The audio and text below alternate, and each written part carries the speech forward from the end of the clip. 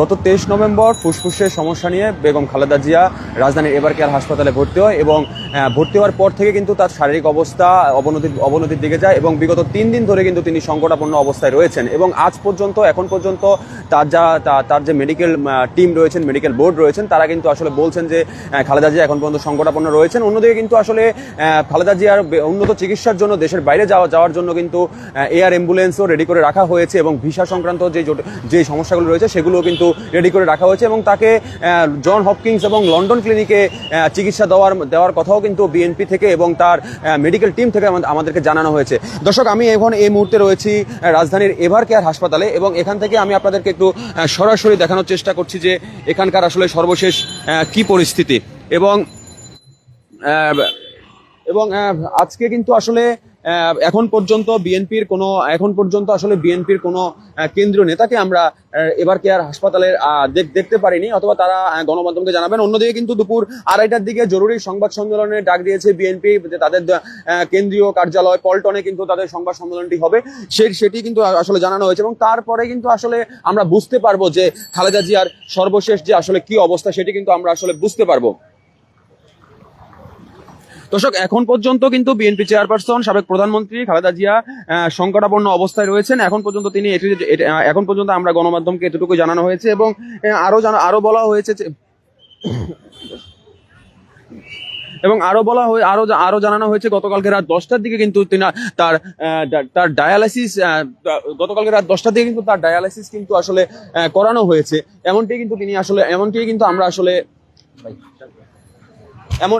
কিন্তু আসলে আমাদেরকে জানানো হয়েছে এবং গণমাধ্যম কর্মীরা এখানে রয়েছেন, এখানে বিএনপির যে যারা তৃণমূলের নেতারা কর্মীরা যারা রয়েছেন তারাও কিন্তু এখানে রয়েছেন এবং বিএনপি থেকে বারবারই কিন্তু আসলে তাদেরকে জানানো হচ্ছে যে কোনোভাবেই যাতে হাসপাতালের সামনে ভিড় না করে এবং যারা প্রত্যেকে যাতে তাদের নিজস্ব ইউনিটে গিয়ে তাদের প্রিয় নেত্রীর জন্য তারা দোয়া করেন।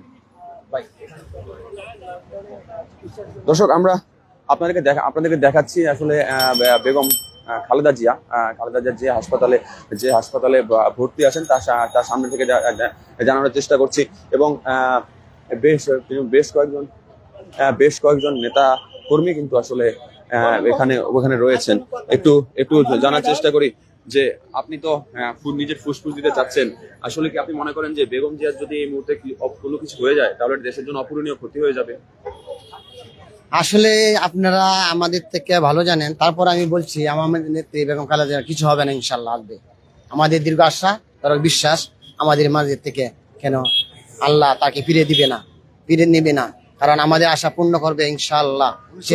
সে ইনশাল্লাহ যে উনি 17 বছর বিগত দিনে সে কষ্ট করছে, যুদ্ধ করছে, কত কিছু করছে, আমাদেরকে ছেড়ে যায় নাই। আল্লাহ আমাদেরকে কালী মুখে ফিরা দিবে না, আমাদের ডাক ইনশাল্লাহ কবুল করবে। আপনাদের কাছে যে আশা ভালোবাসা আল্লাহর কাছে, সকলের কাছে, বাংলার জনগণের কাছে দোয়া কখনো বিধা যাবে না, বিধা যাবে না।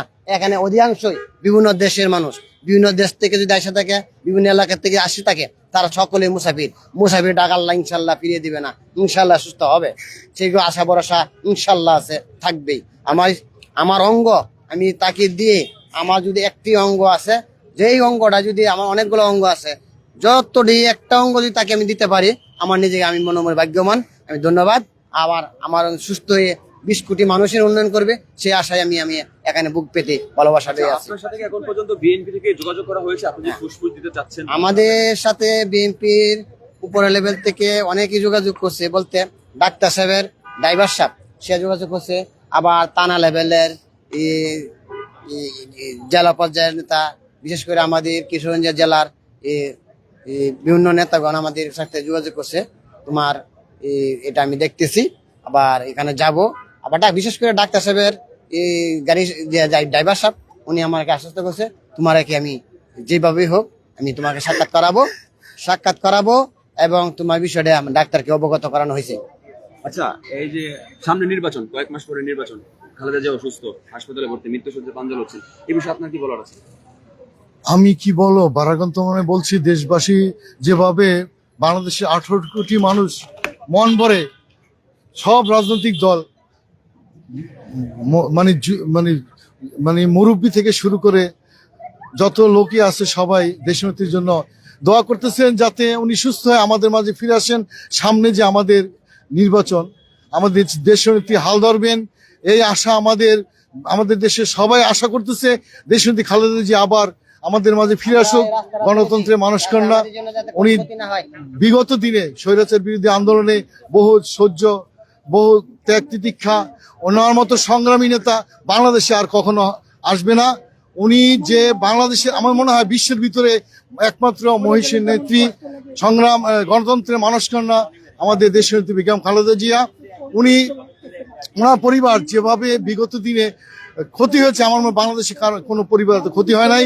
ওনার স্বামীর রাখা একটা ঘর ছিল, সেটাও স্বৈরাচারী শেখ হাসিনা তাকে সেখান থেকে নিঃস্ব ওনার ছোট ছেলেকে হারিয়েছেন, বড় ছেলে পঙ্গু হয়ে সে বিদেশে চিকিৎসাধীন আছেন।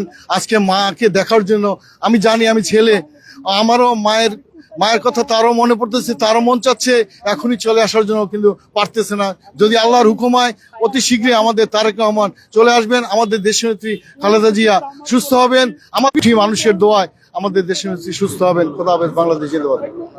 আসলে সবাই কিন্তু এখানে যারা বিএনপির নেতা কর্মীরা যারা রয়েছেন, যারা তৃণমূল থেকে এসেছেন, তারা কিন্তু আসলে সবাই বিএনপির চেয়ারপারসন সাবেক প্রধানমন্ত্রী খালেদা জিয়ার জন্য দোয়া করছেন এবং তারা বলছেন যে আগামী কয়েক মাস পরে জাতীয় নির্বাচন, ত্রয়োদশ জাতীয় সংসদ নির্বাচন, তারা সবাই বলছেন যে নির্বাচনে আসলে খালেদা জিয়া সুস্থ হয়ে তারা আবার নির্বাচনে তাদের সাথে তাদের প্রিয় নেত্রীকে তারা নির্বাচনে তারা দেখতে পারবেন, এমনটি বলছেন। এবং অন্যদিকে কিন্তু আসলে মেডিকেল চেক আপ এখনো করা হচ্ছে।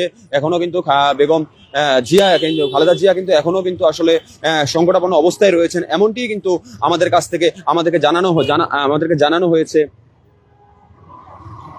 আর 3 মিনিট, হ্যাঁ, এমনটি কিন্তু জানানো হয়েছে। এদিকে কিন্তু আসলে খালেদা জিয়াকে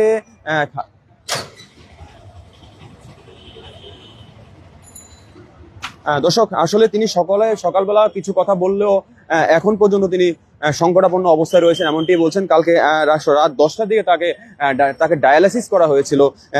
তার কিন্তু আসলে অনেক জটিলতা রয়েছে।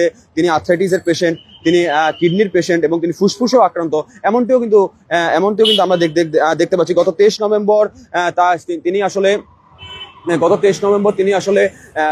তিনি আসলে ফুসফুসে আক্রান্ত হয়ে রাজধানীর এবারকের হাসপাতালে ভর্তি হন এবং এখন পর্যন্ত আসলে বেগম খালেদা জিয়ার যতটুকু শারীরিক অবস্থা রয়েছে এখন পর্যন্ত সংকটাপন্ন অবস্থায় রয়েছে। বিদেশে যাওয়ার মতো তিনি এখন স্থিতিশীল নয়। তো রাজধানী এবারকের হাসপাতাল থেকে, জাতীয় অর্থনীতি ডিজিটাল থেকে আমার কাছে এই ছিল সবশেষ তথ্য।